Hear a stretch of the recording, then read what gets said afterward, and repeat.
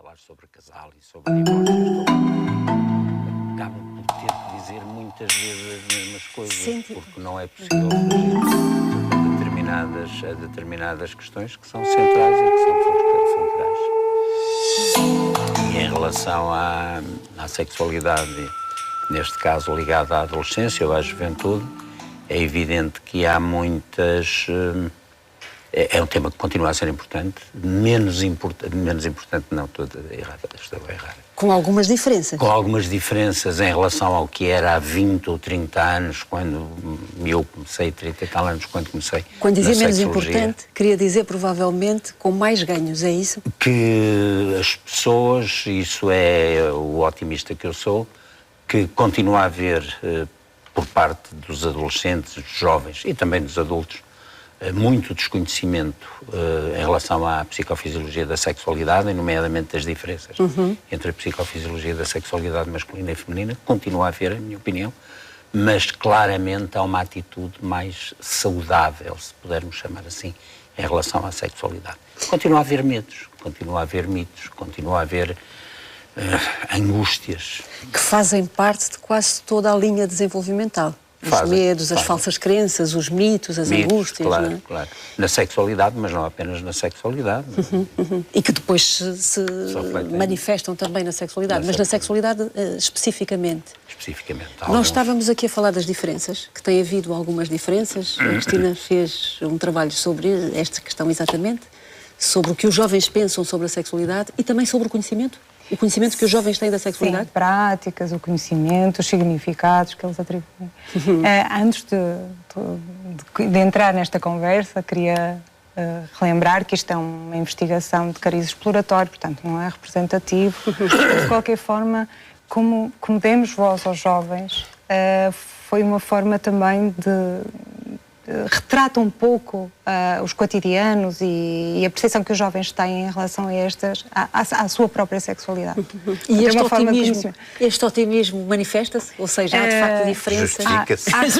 Há recorrências, há continuidades e há mudanças. Quando eu comecei por fazer uma análise dos discursos dos jovens, realmente estava um bocadinho menos otimista que aqui o doutor. Não, que isso te espera. Porque o que me parecia de facto eram as recorrências, eram as continuidades.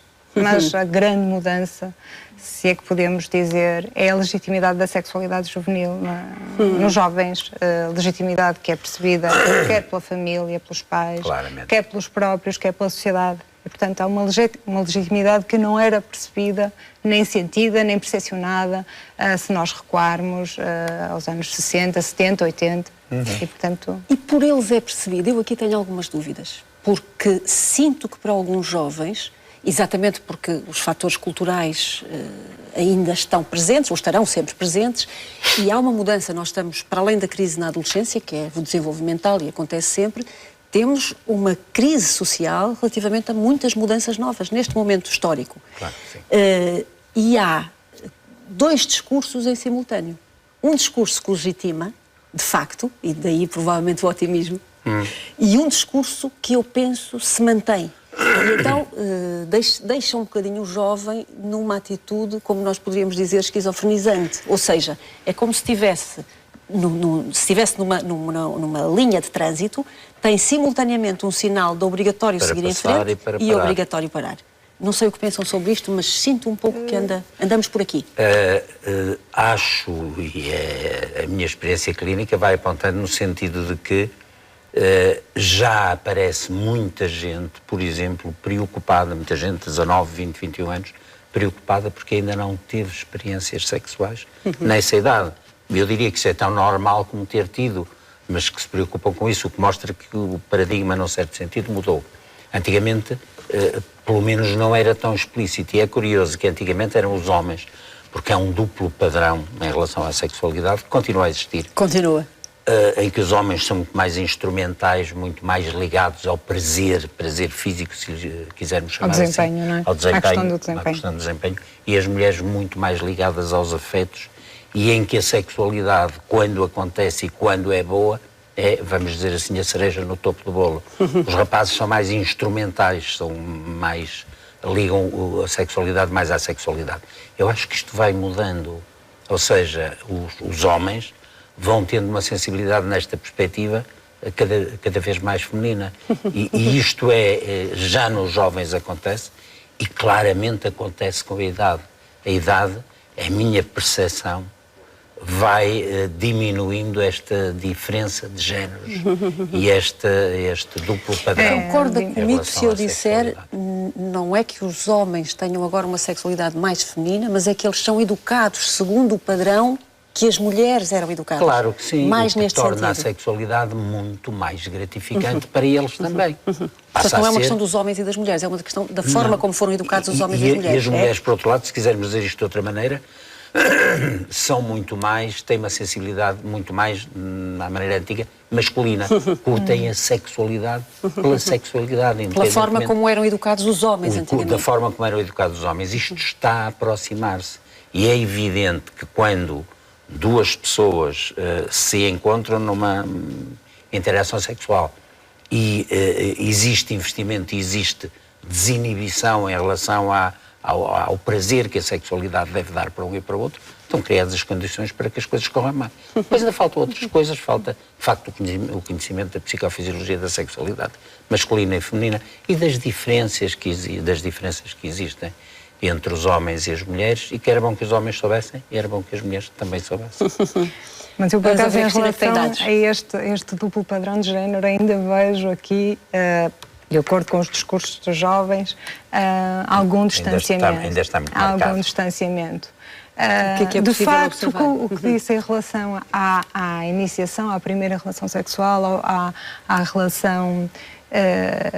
uma outra mudança que eu agora, entretanto, lembrei-me antes de retomar este tema, que é a questão da sexualidade pré-conjugal, que foi um tema no discurso dos jovens que nunca surgiu, esta expressão nunca surgiu, lá está, pela tal legitimidade, não é? Coisa que acontecia, que preocupava os jovens dos anos 60, 70 e 80. Do namoro agora. Agora, há aqui a questão da iniciação, da primeira relação sexual, de estar mais... nesta questão do duplo padrão de género, os rapazes saem aqui um bocadinho a perder, que normalmente não é isso que acontece. Em que sentido? No sentido de que nestas discussões de grupo, eles e elas, quer elas, criticavam de uma forma negativa quando um rapaz opta por esperar pela sua conjugalidade para ter uma iniciação sexual, ou mais tarde iniciar-se sexualmente mais tarde. É mais desvalorizado um rapaz quando faz isso, é isto? É desvalorizado e há um sentido pejorativo e até homofóbico, no sentido de dizer, se não faz isso é porque é gay. No caso das raparigas, portanto, prevalece um bocado este preconceito, não é? Claro. No caso das raparigas, este entendimento não é, o significado não é atribuído desta forma. Agora, é o que era esperado e, portanto, a rapariga está sempre protegida aqui. O padrão continua a existir. Cá está. E é alimentado não pela vontade das pessoas de que ele continue, mas é alimentado por questões culturais que continuam, que não mudaram tanto como isso. E também é há questões ainda biológicas. Possível e, por outro lado, é obrigatório. Porque Claro. isto que diz, não é? Há cada Não. vez mais raparigas a sentirem-se mal. Agora até as porque não raparigas têm já iniciação começam a sentir-se mal. da relação sexual com Exato. penetração. É isto de que estamos a falar, não é? Exato. Muitas vezes Não tem é da sexualidade, não é da sexualidade. É da relação sexual com penetração. Porque sexualidade basta E com namorar. penetração toda a vaginal, gente, porque senão também podemos falar aqui de Há aqui mais também uma de outra gama questão maior que é, de comportamentos sexuais. nesta iniciação coital, não é, de penetração, a questão dos medos, há uma recorrência, não é? A rapariga continua o sentido de responsabilidade do ato e ao rapaz os medos associados à questão do desempenho que falávamos há pouco. E, portanto, isto continua. Mas eu gosto sempre de equilibrar as situações, ou seja, há aqui algumas mudanças. E há mudanças no sentido, por exemplo, de eles e elas... a sexualidade ser algo que está individualizado, ou seja, cabe a cada um dos jovens decidir quando, como e com quem faz portanto, a sua escolha, a sua opção. Tem mais exatamente. liberdade agora, claro. Pois, o que eles e elas dizem é que antigamente, e utilizando a expressão que foi Usada por eles. Usada por eles, fazia-se tudo que se faz agora. Claro.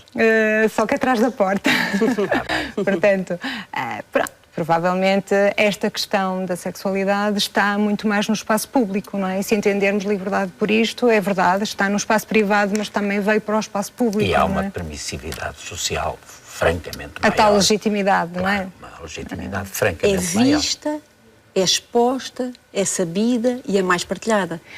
E há aqui uma questão também que eu penso que foi importante, que nos anos 80, 90, finais dos anos 80, a questão do VIH-Sida, não é? Aqui em Portugal, e o facto de também, por exemplo, nos discursos dos jovens e das jovens, um dos dados que me surpreendeu foi quando discutiam com quem tinha sido as primeiras pessoas a falar de sexualidade, remetiam para os pais.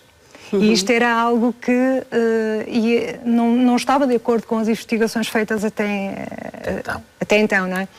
E o que se percebe é que, de facto, os pais falam das questões biomédicas, não é? Das questões do VIH, das questões da prevenção. Da prevenção, mas não de infectos. Portanto, há um não falar... no sentido de que por eles muitas vezes é entendido também como tabu, um assunto tabu. Portanto, os afetos não são Não abordados. falar como se fala do sexo do caracol ou do barbo, não é? Exatamente. Um bocadinho assim. Exatamente. Como é que funciona o sexo assim. do barbo E do esta é a caracol. questão mais importante para os adolescentes. Eu E penso que esta é este a tema que questão. estão a trazer... O falar assim tudo direitinho, não é? Eles Mas o diziam, tudo eles. direitinho é dos comportamentos, é dos mitos, Dos é dos riscos riscos. e os grandes medos dos adolescentes e provavelmente dos adultos, não é? E Mas dos adultos, o nosso tema hoje são os claramente, adolescentes, claramente. os jovens. O grande medo é não ser gostado pelo outro. Claro. Seja em que circunstância. É Mesmo o uma- medo de falhar tem a ver com isso. É não uma necessidade básica.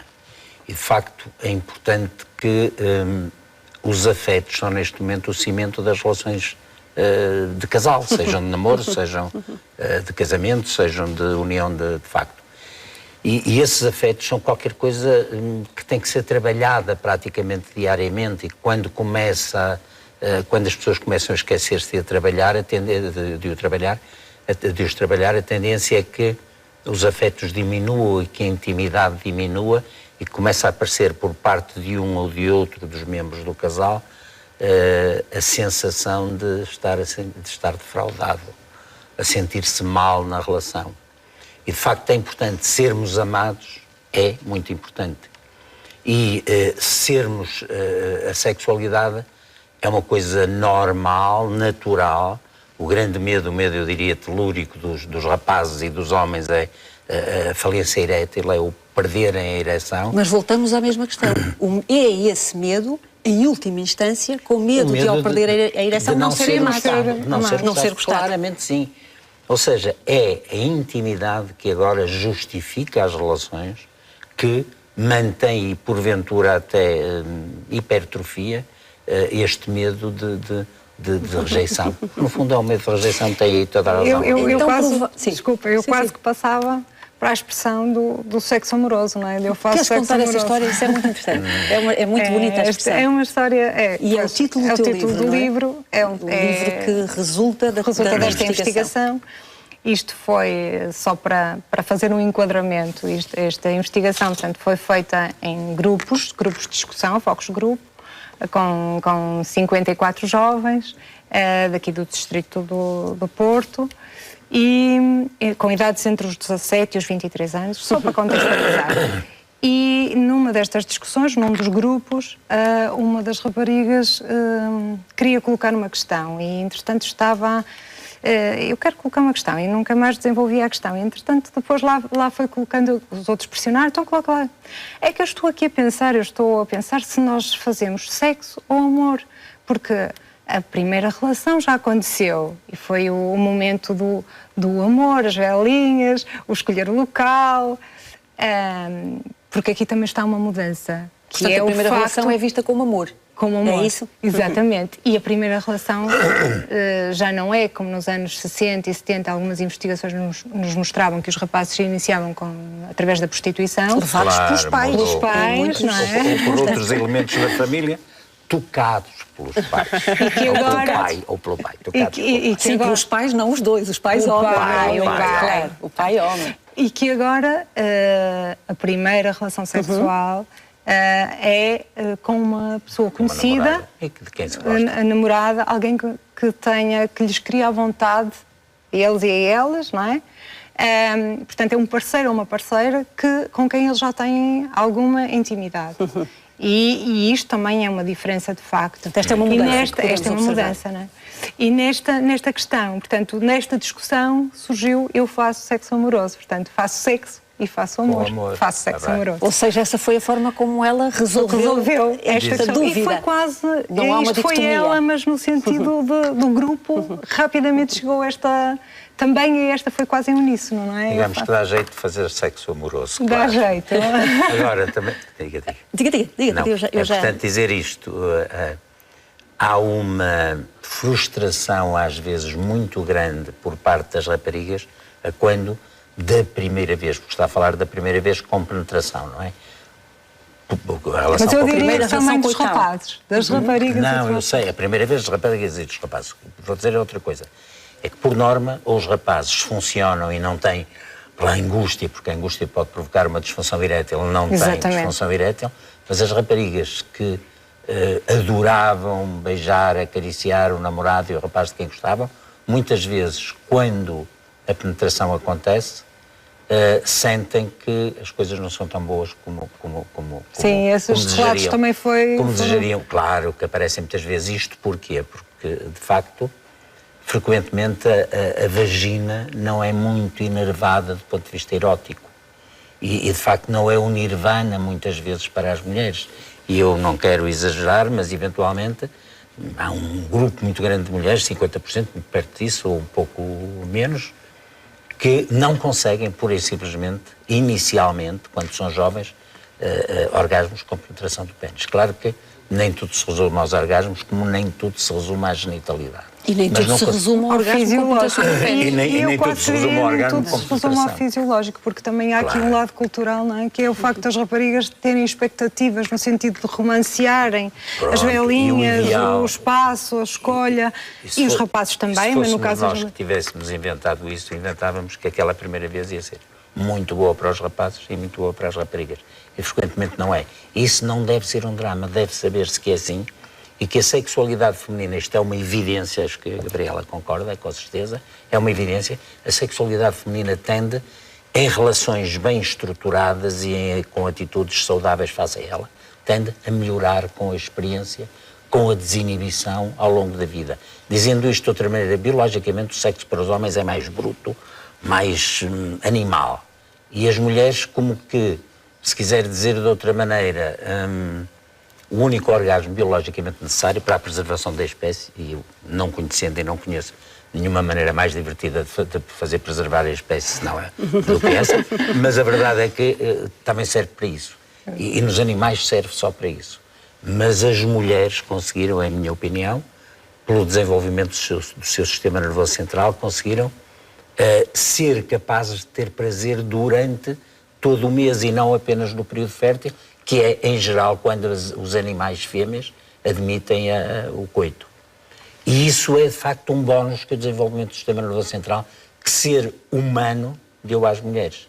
Mas não é uma coisa tão normal, não é normal, não é tão fácil, é uma coisa que tem muito também de aprendizagem. Agora, também não tenho dúvida de uma coisa, pela minha experiência da clínica. Quando a sexualidade é boa para as mulheres, apetece-me dizer que é muito melhor que a dos homens. É mais diversa. Muito mais diversa. Porque é mais diversa, chapa. tem mais possibilidades. Os homens é chapazinha do costume, beijinho na boca, papauzinho na mama, cala que se faz tarde.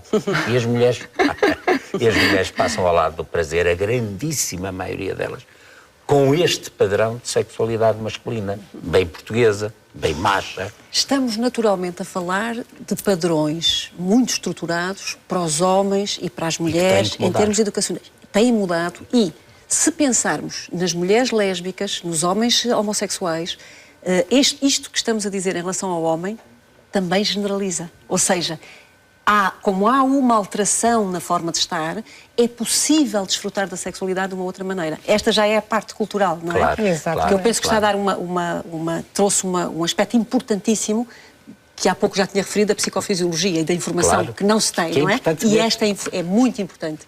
Porque o que acontece também é muitas vezes os homens que não conhecem minimamente a psicofisiologia da sexualidade feminina, porque as mulheres respondem mal, então elas sentem-se às vezes, agora não tanto felizmente, mas na obrigação de simularem um prazer que não têm, o que é uma violência brutal. Já é mau não ter prazer e depois ainda simular que tem, é um sarilho maior ainda. E um bocadinho atrás, e penso que estava a dar um dado que pode ser útil nós partilharmos com as pessoas que estão connosco. Esta informação de que a necessidade que as mulheres têm de mostrar que têm prazer, não tendo, na maior parte dos casos, tem a ver com uma expectativa de que o prazer está ligado à vagina. E está ligado à penetração vaginal. E que está ao serviço, lá está, é o medo de serem abandonadas, o medo de deixarem de ser amadas por não manifestarem o prazer que os homens esperam que elas têm. Mas os homens esperam... Que elas esperam que os homens esperam. Que elas esperam que os homens esperam que elas tenham. Isso. E muitas vezes os homens esperam que elas tenham e depois dizem à mulher, tu és fraquinha para essa coisa, tu não vales grande coisa. Não és como as outras, que sabe ele das outras. Mas de facto isso é mais um ferrete que vai contribuir para que esta mulher fique mais distante de usufruir de uma sexualidade gratificante. Mas eu acho que isso também... Me parece que esta questão não é exclusivamente da adolescência, não é? E há pouco tocava nisso, ela é da vida inteira. Da vida inteira, claramente. Que é o facto da percepção que se tem, da percepção do outro, influenciar na não permissão da descoberta do prazer e na obrigação de um tipo de prazer. Como é que isto pode ser dito de outra maneira? Porque a percepção da percepção é uma coisa complicada, não é? Eu acho que isto também não é? tem que ver com a comunicação, não é? Estamos aqui, são duas pessoas que estão a comunicar sexualidade, num sentido plástico e plural, é que nós estamos aqui a falar... Estou a comunicar mais amplamente do que em relação à sexualidade. Exatamente. Porque este medo é um medo construído também. E é um medo afetivo de se perder, de perderem aquele homem, se não mostrarem que têm prazer. E da mesma forma, estamos aqui a olhar muito do ponto de vista, estamos com a lente muito dirigida da mulher, mas também há estes receios por parte dos homens, não é? Só que os receios dos homens, quando falham, notam-se. Só é do desempenho, não é? Vê-se, não é? É do desempenho. E as mulheres, às vezes, coitadinhas, mesmo de dentes cerrados, mas eu estava a falar... Isto seria importante para os adolescentes desde o início, quando tocávamos na importância de conhecer o corpo e de dar informação sobre a anatomia e a fisiologia. Em vez de irem à procura, encontrarem. Claro, o que é que isto quer dizer? Claro. Ir à procura de um prazer específico. Encontrar é ir descobrindo o que vão sentir. Perceber o que se pode conseguir naquela relação. Exatamente. E podem-se conseguir coisas muito bonitas.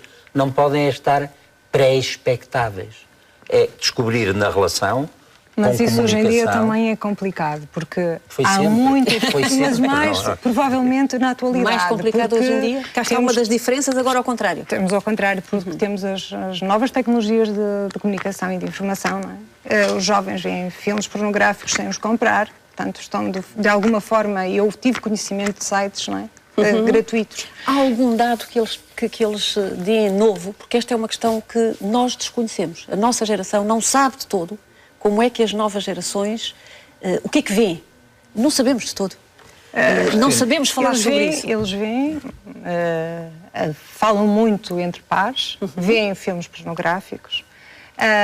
Cristina, que veiculam uma forma de sexualidade, uma forma que é vista pelo homem. Mas tem práticas efetivas que também reproduzem um bocadinho... Com muito raras exceções, toda a pornografia é feita a pensar no homem, no prazer do homem, nas fantasias do homem. Mesmo as posições que falavam nestas discussões de filmes lésbicas, que não passa de ser, por ser, não são de facto, porque o que eles diziam é assim, eu vejo alguns em que está o homem e duas mulheres.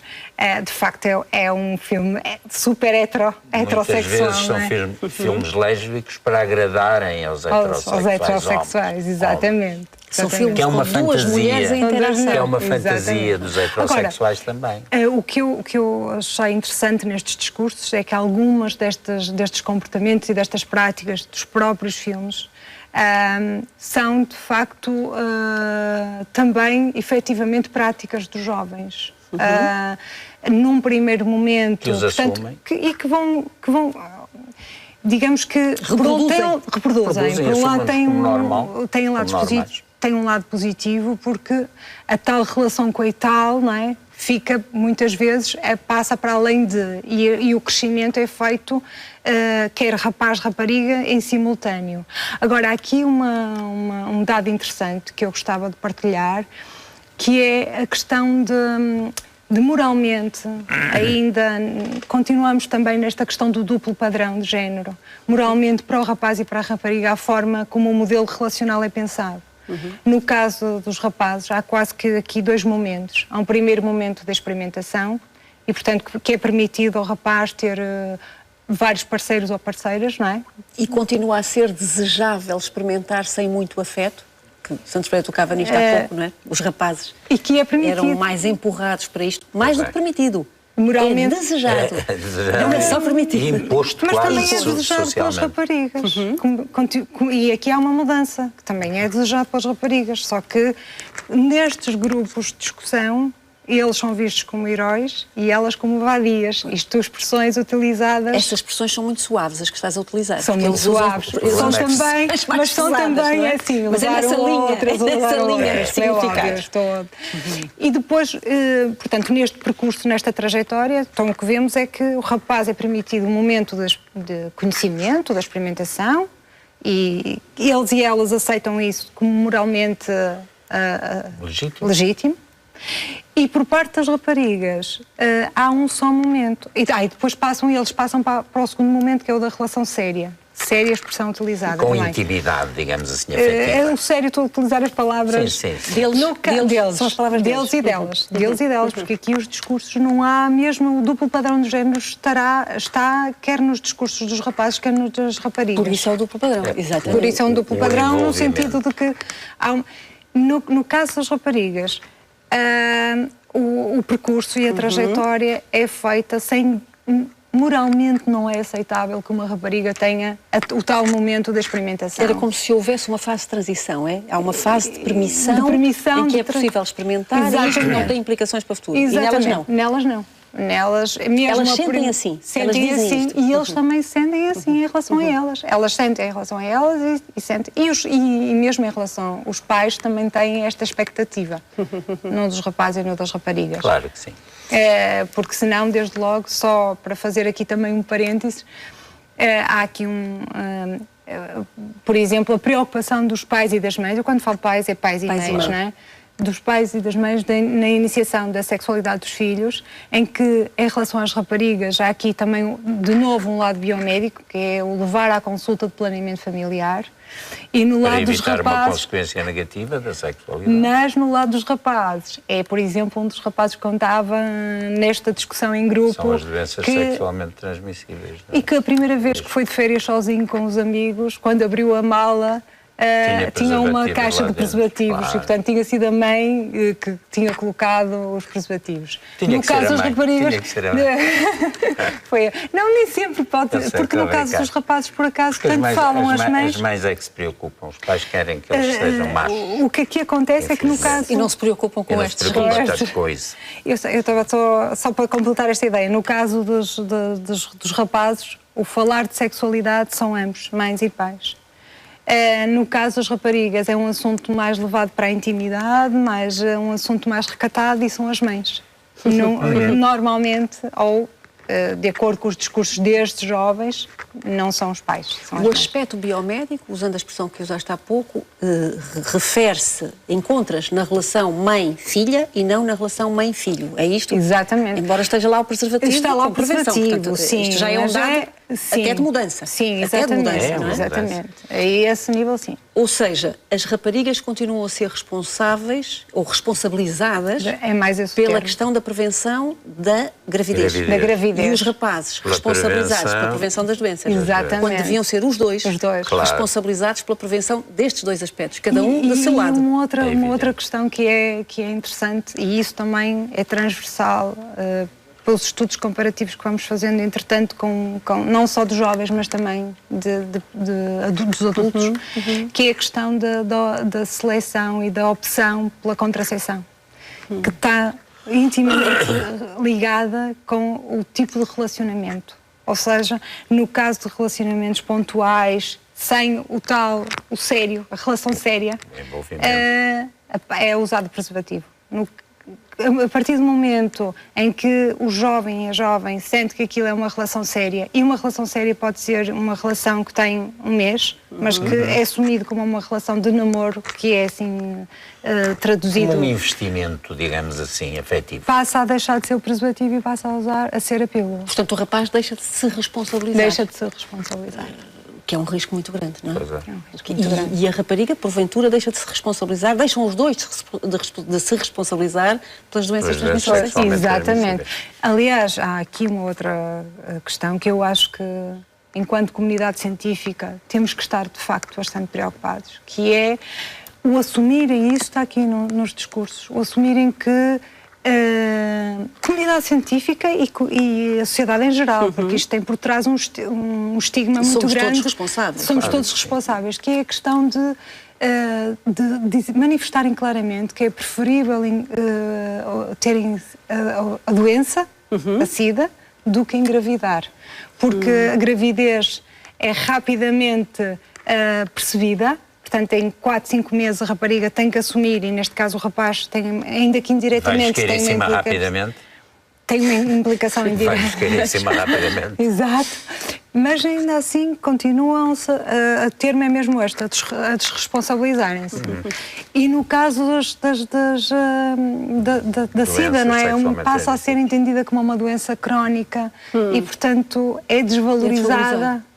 E isto é algo que, de facto, tem que nos preocupar, não é? Sentiu nas entrevistas que a gente mais jovem já sente a SIDA como uma doença crónica e não como uma doença mortal? Sim, sentem. Que ela não é tão mortal como já foi, não sentem como mas também não é crónica, tão benévola como se pode... Mas sentem-na como algo que acontece... E que não é tão grave em assim. termos de timing, não é? E os jovens vivem estes tempos muito rapidamente. O problema é que depois se fala da SIDA, mas não se fala de outras coisas, do HPV, da hepatite B, da hepatite C, que também são coisas que estão ligadas muitas vezes à sexualidade, mas que não assustam tanto. Podem ser terríveis também. Eu gostava de repegar na questão que há pouco falávamos da importância de ser amado, porque esta é, de facto, uma das grandes preocupações de todo o ser humano. Exato. Dos nossos adolescentes, dos jovens, dos adultos. E dos nossos velhinhos também. Todos gostamos. E a questão é, e nos adolescentes em particular, o problema do amor está ligado com formas do corpo, a convicção de que se é mais amado se acontecer isto ou aquilo. O que poderiam dizer sobre isto? Quando é que se é mais amado? Quando é que se pode ter a certeza de que se é amado? Eu diria que se tem a certeza de que se é amado, ou pelo menos tem-se probabilidades muito grandes de se aceitar que se é amado, quando se tem uma boa autoestima, quando se tem uma relação com outra pessoa que envia sinais de intimidade, que envia sinais de partilha, que envia sinais de conhecimento, que entrega o conhecimento daquilo que é ao outro e que o recebe. E a partir daí é possível que pessoas seguras e tranquilas percebam que aquela relação é uma relação que está a andar e é uma relação que tem futuro e é uma relação de amor. Como todas as relações de amor, repito, tem que ser alimentada e está sujeita também a muitos alçapões e a muitas curvas da estrada e mesmo quando é bem alimentada e bem tratada, ainda há riscos de uma relação dessas poder, apesar de tudo, morrer. Mas claro que, sobretudo com os adolescentes, é o corpo, ou melhor, nós, aquilo que mostramos, na primeira impressão, para alguém que nos interessa, o nosso pacote é o nosso corpo, a nossa simpatia ou antipatia. É o cartão de apresentação. É o cartão de apresentação. É o que eles dizem. E elas, de facto, o corpo é mesmo o cartão de apresentação, é a primeira impressão. Mas num primeiro momento é o corpo. É a primeira impressão. Agora, e elas acham que não há uma segunda oportunidade para uma primeira impressão, não é? E será que a primeira impressão... da continuidade, o que eles e elas dizem é que depois desta primeira impressão, o que conta de facto são muito mais importantes. Esta parece-me ser uma questão extremamente importante para todos. Efetivamente, tudo o que há de mercado relativamente à questão do amor, e é um mercado rico, porque se nos convencerem que nós somos mais amados, se o cabelo estiver de uma maneira, se as roupas forem estas ou aquelas, se as marcas forem estas ou aquelas... Convencem-nos permanentemente disso. Estamos a receber mensagens permanentes em relação Essa é a questão, porque criam necessidades e as pessoas questão. Naturalmente compram mais. E é importante talvez dizer que não depende de nada ser-se amado, a não ser de ser, diria eu. Que ao fim da tal primeira impressão, de ser e do ter, depois não é importante, de facto, ou não é tão importante como isso. E as pessoas, mesmo, e entre parênteses, não acho que haja pessoas feias, mas mesmo aquelas que parecem feias podem ser muito bonitas. E há pessoas lindas por fora que são um horror por dentro. Pois isto do feio e do bonito também é muito instrumentalizado pela própria cultura que vivemos. Eu, de facto, nestes discursos, houve aqui também um outro assunto com o qual eu fiquei, de facto, bastante preocupada, que é o termos jovens de 22, 23 anos recorrerem a cirurgias estéticas para corresponderem aos padrões. Eu não sei se aqui é o ser amado no sentido individual, não é do outro, mas é dos outros. Cristina, essa perseguição do corpo bonito leva a que alguns adolescentes inseguros ou com tendência a alguma patologia psiquiátrica comecem a perseguir uma beleza que eles nunca encontram. Exato. E a isso chamamos a perturbação desmorfofóbica. Alguém que acha que tem o nariz muito feio, mas só ele é que acha. E passa pelos espelhos e acha. Eu tive um doente que me apareceu, já tinha sido operado 4 vezes, cirurgia nasal, e quando um cirurgião a quem ele foi pela 5ª vez, porque eu tinha feito as 4, se recusou a fazer mais, não te faço mais porque até está bem, quando o 5º disse tem que ir ao psiquiatra, de facto, nessa altura ele já tinha um nariz feio. Mas quando começou não tinha. E esse parou no nariz? Porque muitas vezes começa no nariz, depois a seguir é o lóbulo da orelha, mais adiante é o órgão genital. Que é pegar, não acaba, não é? É característico, de facto, da desmorfofobia do pênis pequeno. Eu costumo dizer que é o erro de paralaxe, porque quando os miúdos, os adolescentes ou os adultos olham para o seu pênis, olham de cima e parece sempre pequeno. E o dos outros parece ótica, não é? É um erro de paralaxe, como se diz na física. Mas, de facto, esse é também é um medo telúrico dos rapazes. E conheço rapazes, ainda conheci alguns na clínica, e conheço alguns que não jogaram um deles, por exemplo, que não jogava futebol, para não ter que se confrontar no balneário com os outros rapazes que ele achava que tinham Pois, isto tem a ver também com os ritmos, não é? Os ritmos acelerados. Tem a ver com esta cultura falocrática também. E de imagem, Eu estava a entrar até esta questão dos ritmos acelerados porque eu estava a ouvi-lo e estava-me a lembrar de uma outra questão que é o facto de, nos discursos destes jovens, quando se falam eles e elas em relação à geração anterior, é muito semelhante àquilo que a geração a seguir, ou os seus pais, falam em relação a eles próprios. E que dizem, anda tudo muito rápido, as meninas começam agora 13 anos, começam a sair muito cedo à noite, vestem-se, querem parecer os ídolos das televisões e das Mas isso já Platão tem um dito nesse sentido. Não há como fugir a isso. Não há como fugir a isso. Ele próprio disse isso naquela época em relação aos jovens. Eles estão a mudar, são diferentes. E cá para nós a época do Platão já foi para aí há 40 anos. Há algum tempo, não é? Eu diria claro que para tal cartão de visita, e isto é inegável, o corpo pode-se olhar e considerar que aquele corpo corresponde a padrões de beleza, mas de facto são os olhos de quem nos olha que vai avaliar se nós somos bonitos ou feios, e não nenhum padrão de beleza. Exatamente. E enquanto estamos à espera de corresponder...